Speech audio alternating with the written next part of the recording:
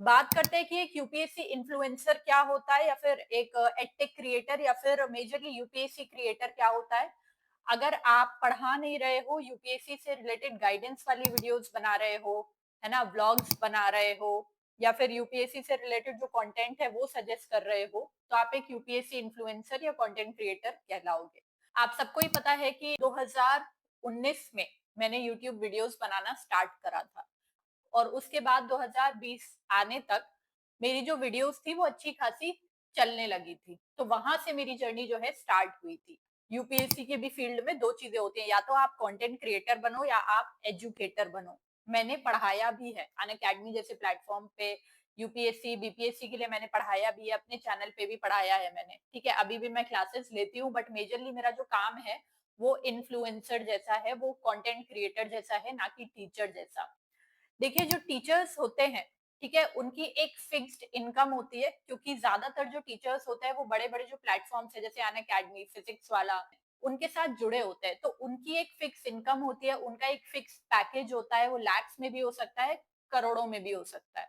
तो मैंने भी बहुत सारे प्लेटफॉर्म्स पे पढ़ाया and they paid me well.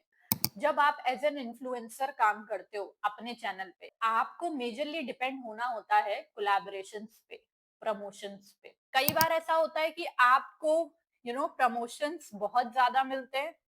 कई बार ऐसा होता है कि आपके पास एक भी प्रमोशन नहीं होता है। ये सेम ऐसा ही है जैसे किसी और फील्ड में अगर आप कंटेंट क्रिएटर हो।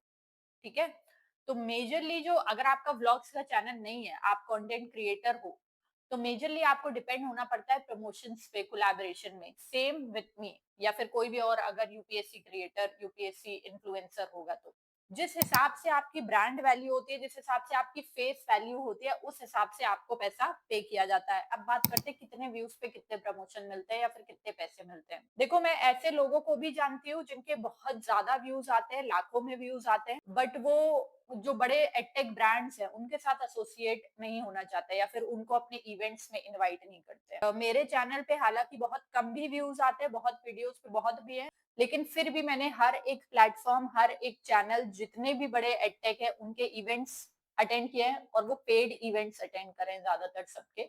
सबके साथ कोलैबोरेशन किया है, सबके साथ प्रमोशन किया है, और आज तक मैं करती हूँ। तो ये जो इंडस्ट्री है ना, यूपीएससी वाली जो इंडस्ट्री है, ये रिवॉर्ड करती है ज्यादातर उन लोगों को जो सीरियस कंटेंट बनाते हैं, ना कि जो कॉमेडी कंटेंट बनाते हैं। मेजरली मैं यूपीएससी और पीसीएस लेवल के एग्जाम की बात कर रही हूँ।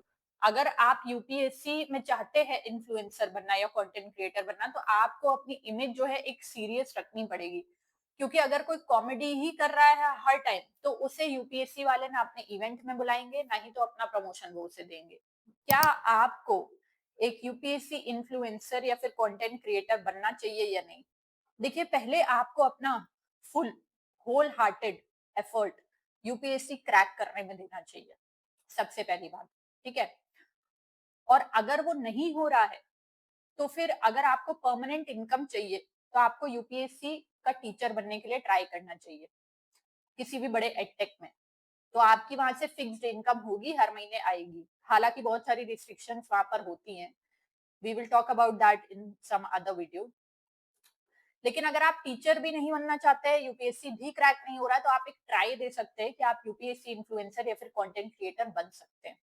लेकिन इसके साथ मैं आपको एक चीज बता दूं कि आपको अपने दिमाग को बहुत स्ट्रांग रखना पड़ेगा, क्योंकि देयर विल बी डेज जब आपको कोई भी पैसे नहीं मिल रहे होंगे। There will be months actually, और देयर विल बी मंथ्स और ईयर्स जब आपको लाखों लाखों रुपए मिल रहे होंगे।